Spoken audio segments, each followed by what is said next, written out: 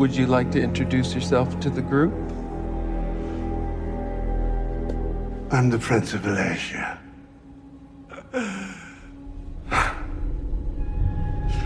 Some call me the Dark One.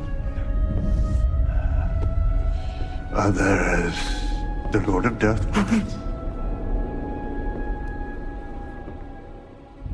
However, to most, I am known simply as Renfield's boss.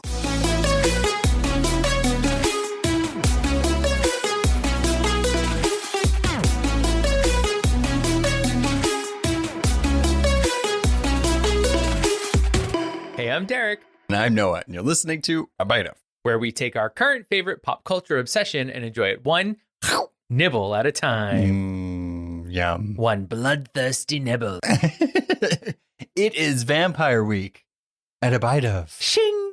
Those are my teeth coming out. Okay. Not my adamantium claws. Steaks? Am I fighting the vampire or am I a vampire? Ooh. I like vampire hunters just a little better. I'd probably be a familiar, unfortunately. Yeah. I didn't want to say it. I am Guillermo. Oh, yeah. Gizmo. So, if it wasn't clear, you clicked on the episode. We are reviewing and talking about all things Renfield, the newest dark horror comedy with vampires. Because, they make them every so often. Well, this one's interesting because there's only one vampire. Usually we have a whole group of, bloodsuckers. Yeah, This just is- one. Just the one, the famous, Nicolas Cage is enough, though. the famous vampire, Nicolas Cage. Yeah, you only need one if it's Nicolas Cage. Yeah. What if it was like Nicolas Cage, Keanu Reeves, and No. like one other person that like talks in that sort of same cadence? Too much. Bradley Cooper? Hmm. He has a weird way of talking. Yeah. There you go. Jared Leto, too.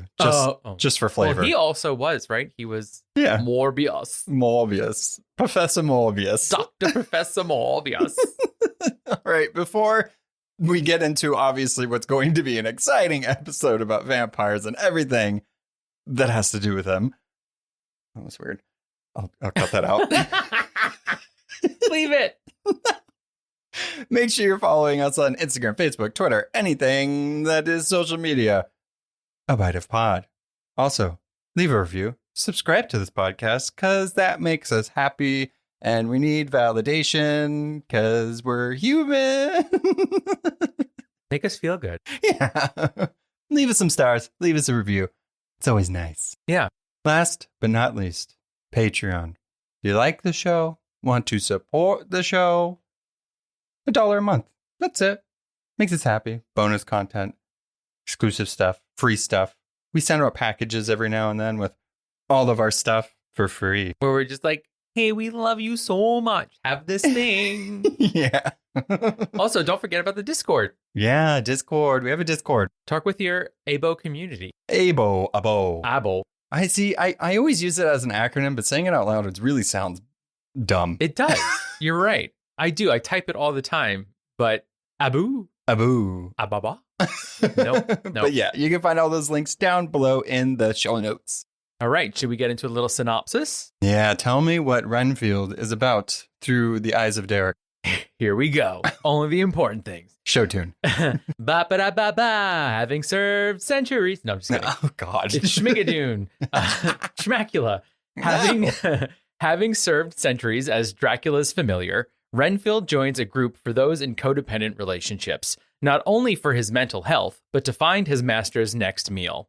After Renfield chomps on a bug or two to power up, he is interrupted in bagging Dracula's lunch by a hitman and finds himself entangled in New Orleans' biggest crime family's drug ring. Renfield pairs up with Rebecca Quincy to not only bring down the Lobo family, but to ultimately gain his independence from his demanding and bloodthirsty master. Wow. That's it. Spoiler alert ahead. All things Renfield will be spoiled and splattered all over the place. So much splattering. Well, then let us officially take a very messy bite of Renfield. Okay. This movie was fun. Totally. I feel like we really we were playing with fate with these last 2 reviews that we were doing. We did Ghosted. You know how we feel about that. It's fine. It's a movie That it exists. Happens. Yeah. This one, you cast Nicolas Cage as Dracula. It's either going to be the best thing ever or completely not used correctly. It was just wasted. I feel like it's the former. It's great. Anytime Nicolas Cage is on here, we'll get more into that. But this movie was fine. I thought I enjoyed it more than I enjoyed Ghosted. Oh, they had me at hello because the runtime is a nice crisp 90-something minutes. And that's exactly what I said Ghosted should have been. Yes, let us celebrate the beauty of the hour-and-a-half movie. Yeah. You know what great. could have been an hour and a half? Ghosted. Yeah. All right, enough of Ghosted. Let's I feel ghost like, it. Okay, fine. I just want to say that even though this was not a romantic action comedy, I feel like it did the romantic action comedy better than Ghosted did. It did. I have feelings about that, but it did. It really did. Oh, yeah. Yeah. Okay. So this set out to just be a dark comedy with horror elements. I think they did a fantastic job at doing that. Yeah, they absolutely nailed it. I think that it had all those elements that we were looking for, right? We were looking for some really gruesome action scenes. We were looking for some good special effect makeup, good acting. I mean, it really hit all the things. I mean, there was a lot of action throughout it, wasn't there? There was a lot of intense fight scenes. Yeah, the action was great. I feel like with a movie that, even from the trailer, there's a lot of blood. There was a lot of blood in this. It was CGI, but so much blood. I mean, it verged on almost having that, like, it needed to have like a superhero feel almost because that's what's running the industry right now. So anytime, Renfield would eat a bug, he would get like powers from Dracula and he'd be super strong. He could literally rip people's arms off and impale them with their own arms. Yeah. It was entertaining as hell to watch. It was a lot. It was a lot. Now, I am a total squeamish person. I do not like things like this. I enjoyed it, but I did a lot of that sort of pulling away from the screen, closing my eyes, not wanting to watch, making like sort of nauseous noises. Yeah. So yeah, when he pulled the arms off and used them to impale someone else, I mean, he also used like a serving tray at a restaurant that cut someone in half. There is that part where, what did he do? Punch someone so hard that he pooped his pants or something? Oh, yeah. So one of the antagonists of it, Ben Schwartz. John Ralphio, which literally just was John Ralphio with more tattoos. Yeah. And was in a crime family. He punches him in the stomach so hard that he explodes from the mouth and the butt at the same time, which was funny. Like it was a very much Mortal Kombat fatality. Absolutely. With seeing the X-ray, but yeah, it was fun. And you know what? I was glad that came at the end because that was definitely one of like the ultimate crescendo moments. So we led up to the arms being used as knives to someone getting punched so hard they exploded from both ends. Yeah. The action was good. The story. Let's talk about the story here. I feel like this is me, y'all, and Derek can correct me if I'm wrong. He said y'all. But I feel like it was 2 movies smashed into one. Because the beginning part and everything with Nicolas Cage as Dracula and the relationship, the codependency, the toxic relationship that he had with Dracula, that's what I thought this movie was going to 100% be. And it kind of wasn't. And it didn't ruin the movie for me. But I just wanted more of that first part. I don't feel like we needed this crime family or even Awkwafina's character. I liked her. But they almost seemed like 2 movies that they kind of just mashed into one. Like you could have had Awkwafina trying to take down the Lobos to avenge her family and still had like an action comedy. And then you could have had Renfield with this relationship with Dracula. Yeah, I'm going to take it a step further. Ooh. And say that it was like 2.5 movies in one movie. Okay. So there was the Dracula familiar thing. There was the crime family thing. But they also tried to do a little bit of a romance plot between Renfield and Awkwafina's character, Quincy. Yeah, I didn't mind that part because he was seeing what he's been missing out on, right? And so it's driving his wanting to be better, getting out of this toxic relationship. I guess you kind of needed that, and it just so happened that like Awkwafina's character needed like the reason to be there. I don't know if that was the right reason. I don't know. It just feels weird. I think what I'm trying to figure out is, right, they each had the thing the other one didn't have in a way. Like she had the independence, she had the grit to kind of carve her own path, but he had the magic powers to do it. That's it. Yeah, it's like where does it come together? And I think that there definitely also was an imbalance. I actually feel like it favored the Awkwafina plot more than it did Renfield's plot with Dracula. Yeah. Well, it's like the first half, right? It felt like a different thing. And then when the whole corrupted cops and everything else came in, it was like, oh, okay.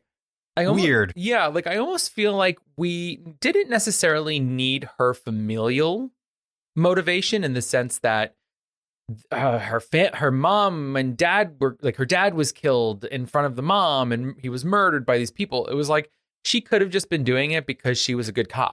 Yeah, it seemed like they were checking a lot of boxes for this. It was like, corrupted cops, check. Crime family, check. Cop that wants to do better, but also is like the son or daughter of somebody that was a great person that also was killed. And then you have like the vampire box, Dracula, check. Great action scenes, check. So it's like they were checking a lot of boxes that were fun, but I'm not sure were completely needed. But it's a fun movie. Yeah. I mean, I don't want it to seem like I'm like, this is ruining it. Well, right? no. And that's the thing is that I agree with you. But as I'm looking at it, like I enjoyed watching it. I felt like I wasn't picking apart while I was watching it, being like, oh, well, that's ridiculous. That's ridiculous. I feel like after the fact, looking at it as a review purpose, it's like, yeah, did all these puzzle feces. Oh, my gosh. Puzzle feces. Wow. It's poop. Did they We know what you really think of the movie. 4 poops. Did it, I don't know, did they all fit together perfectly? Not so much. It was more of a kid kind of slamming pieces together, being like, yeah, it works, but not so much. Chris McKay, the director of this, they wanted, it seemed like there was great horror elements in here without it being horror. Like his blood pouch throne. I did not like that. I loved it. Creatively amazing. Oh, as a viewer, so good. Yeah. It was just an amazing visual. The visuals in this were great when he turned into like the smoke thing and then exploded that priest. It had elements of horror without it, trying to really be scary. It was great. I thought it looked menacing, especially Nicolas Cage. But this is where you can tell Robert Kirkman, yes, that Robert Kirkman that did The Walking Dead and Invincible. It has that, like, it's this thing, but it's also these other things in it. And he does a good job. He's the one that did the script for this. He does a good job of trying to, it's like a vampire movie. No, it's about his familiar, but with Dracula in it, which is like almost a direct sequel from the original Dracula, but it works. It's interesting when we get stories like this. And I think those are the original ones we need with all these monsters, these original OG monsters that we have. I almost wonder if Dracula were in it more, would it have taken it away from Renfield's journey? Maybe. I mean, it does seem silly to have Nicolas Cage in this movie and not have Nicolas Cage like fully throughout the entire thing. That was the most disappointing part. Me, somebody that is not a Nicolas Cage fan. I'm surprised. I'm flabbergasted. I am just agape at this news. If this is the first time you're hearing this and the however long we've done this, I'm not a Nicolas Cage fan. He's not a draw for me, but I loved him in this role. This is like the first movie where I'm like, I love Nicolas Cage, ? I want Noah to watch Moonstruck so badly for young Nicolas Cage and his one hand storyline. I've seen parts of it. You need to see the whole thing. Anyway, I'll watch it. I'm just putting that out there. Yeah. But it is surprising that he wasn't in it as much as you would assume that he would be in it.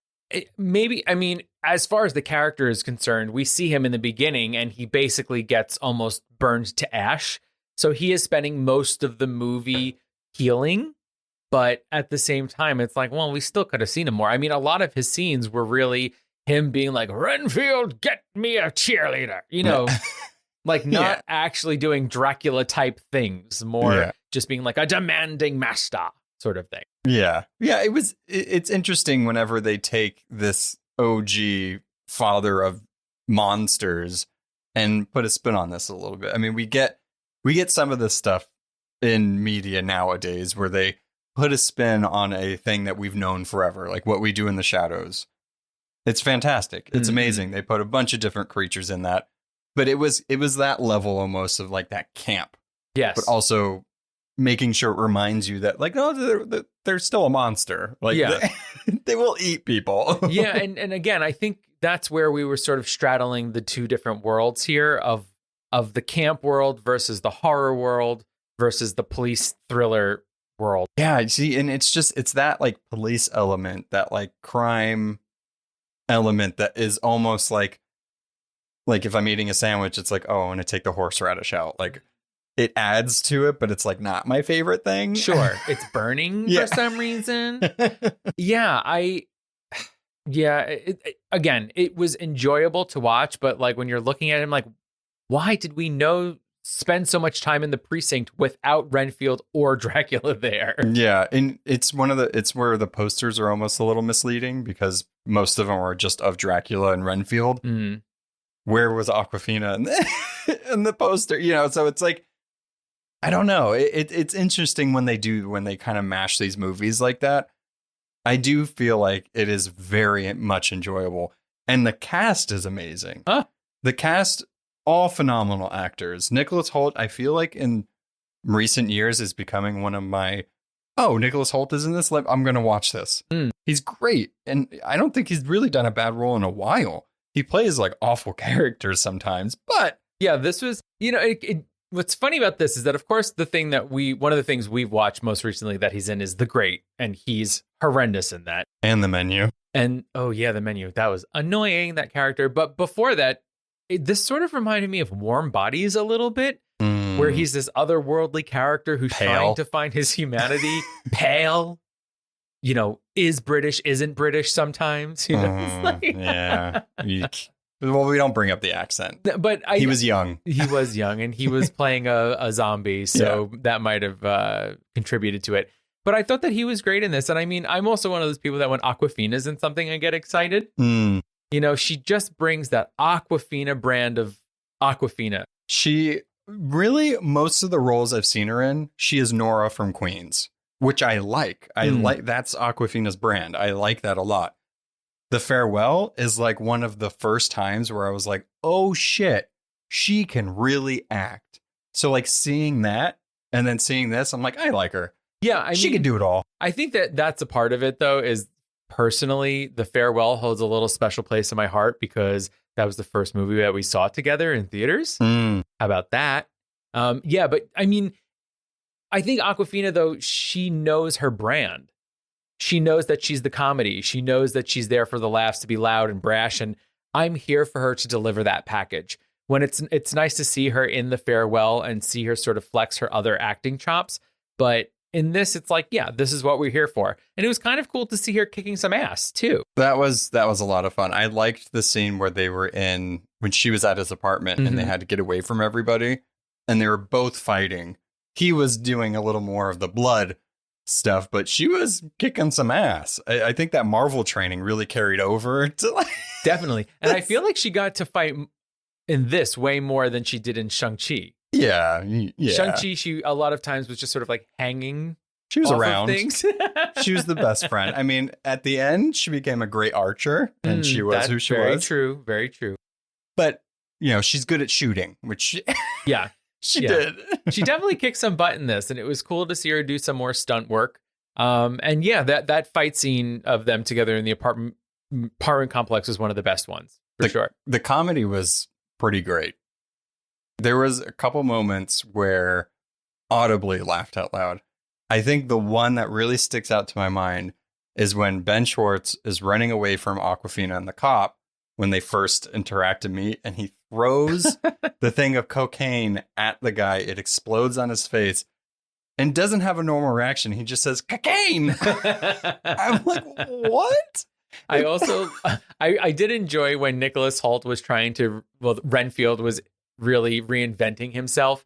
He went to Old Navy and Macy's to get the wardrobe of his dreams that he's been waiting for. You know, that's the slogan, is when you want to reinvent your life, you come to us. You come to us. Affordable clothing, Old Navy. Yeah. Did he open up a Gap card, though, or an Old Navy card? They get you. I don't think he has a social security You're number. probably right. He has no credit. How is he going to live after this? I don't understand. How is he getting money at all at this point? Yeah, I mean, because that's the whole thing, right? Is that they're not doing as financially well as they used to, because basically they've been around the world and have sucked everything dry every place they've gone to become fugitives. Well, he's not Dracula where he should be. I also like the dilapidated building that he has Dracula in. He's not even worrying about just getting rid of the bodies. They're just festering and piling up down there. They found a basement in an old abandoned hospital. Done and done. Let them sit there. Oh, geez. So, okay, as far as vampires go, we've gotten a lot of different types of vampires. Same thing with zombies. We got a lot of different types of zombies and stuff. Is there one, like, how do you prefer your vampires in media? Do you prefer them like What We Do in the Shadows, Renfield, or Interview with the Vampire, Underworld, Blade? There's so many different Twilight. Like, oh, Twilight #1. I mean, that biased. That holds a special place in our heart. Listen to episode 1 through 6. Sparkling in the sunlight. Is there any other way to be a vampire? Yeah, bursting into flames. Well, right. I was really reflecting on that because I was thinking about sort of like your typical attributes of a vampire. And I was thinking, like, why was that a decision that she made? Not to get into a Twilight discussion. Oh. But did it make him sexy at all? No, it just kind of meant that they could go out on dates in the daytime, which they never did anyway. There you go. That's it. Sexy? Yeah, I honestly, it's the skin of a killer. Bella. That's the only explanation we ever get. And it is my least favorite one. I kind of don't like it when vampires can go out in the sun.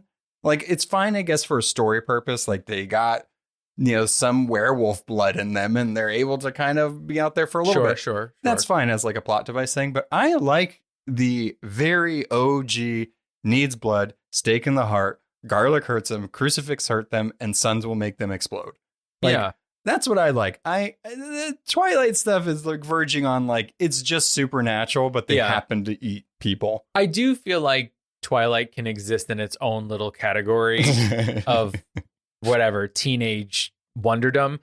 But when we're looking at like actual depictions of vampires, I'm always looking out for those little clues. And one of those things that I always enjoy with a vampire is that you can't see them in a mirror. Oh. So there was one scene in this where like I wasn't sure if it was happening on purpose or not, but Dracula. Oh, and of course you have to be invited in. Yes. Right. That's a big thing. That's always fun. So Dracula is in Renfield's new apartment and he's like kind of like backing him into a corner. And there's a small square mirror on the back wall. And I was like, there wasn't a reflection in it, but yet it wasn't big enough that it would be like, oh, they're trying to make the point that you can't see his reflection. But like, I love those creepy things. Like whenever a vampire walks past a mirror and you don't see the reflection, I'm like, whoa. Yeah, Fright Night, that the inviting in plays a big role in that movie. And I love the reason why I love those like cliche or like, what do you even call them? Characteristics of a vampire, Sure. I guess.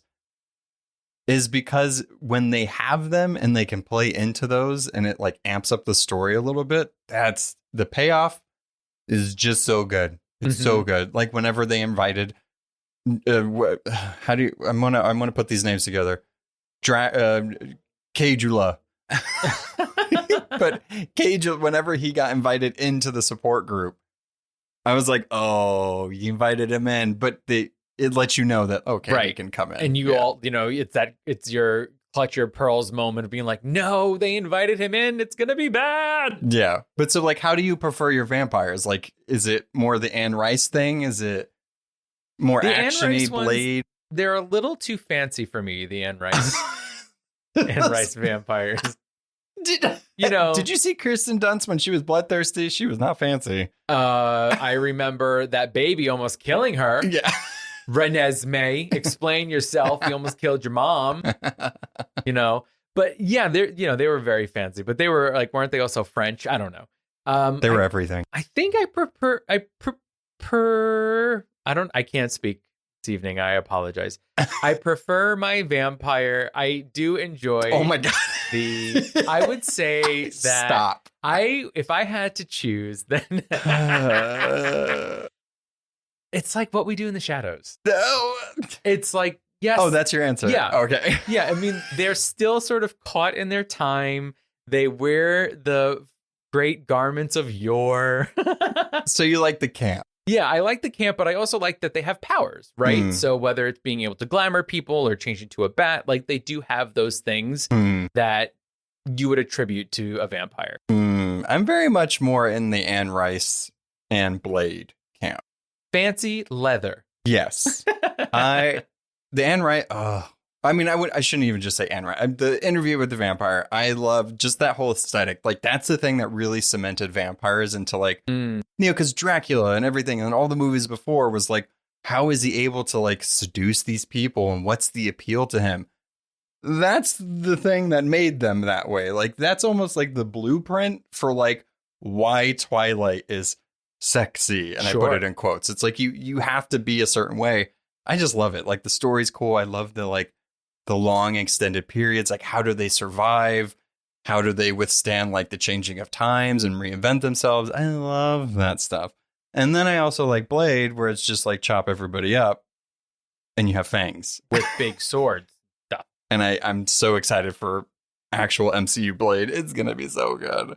I want more horror Marvel monsters. We got a werewolf. We got vampires. Yeah, well, it's funny because I was thinking of Werewolf by Night when we were watching this. There was something about it. I think the way the eyes, they zoomed in on the eyes a lot. Classic. Right? It was like so classic. But yeah, that like horror genre. Yeah, I really liked Werewolf by Night, that style that they did it in. I mean, Blade is going to be totally different, but I like Marvel bringing back these horror tropes into the MCU. The supernatural. We haven't had one of those special Marvel like presents things since Christmas. No, yeah, right? Because they did Werewolf by Night, then they did the Guardians of the Galaxy Holiday Spectacular, and that's it.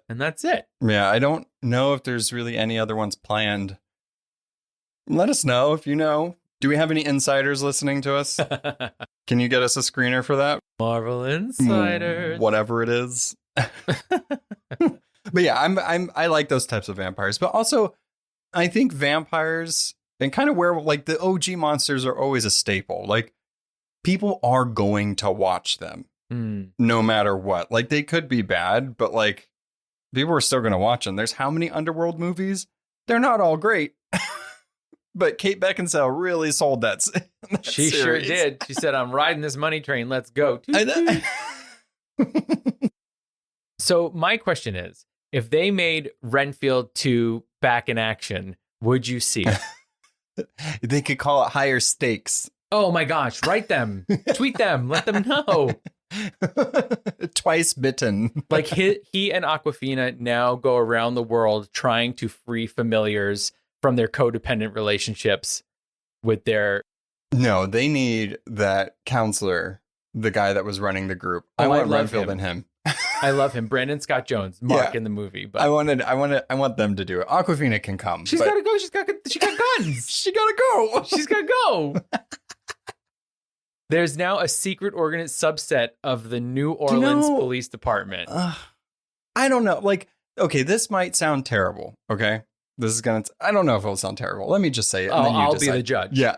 Let me see. There was a part in the movie where like, I thought where the movie was going, like we said earlier, I thought it was going to be him kind of realizing maybe he's not doing the right thing, but like trying to find victims. I actually really liked the idea of him going after the abusers of people in the group. I wanted more of that. So like part of me was like hoping like, oh, is he just going to like, is he going to get save caught people or something? From their bad relationships, basically? And not dealing with his own, which kind of does happen. But then like, I'm glad they all survived in the end by getting Dracula blood.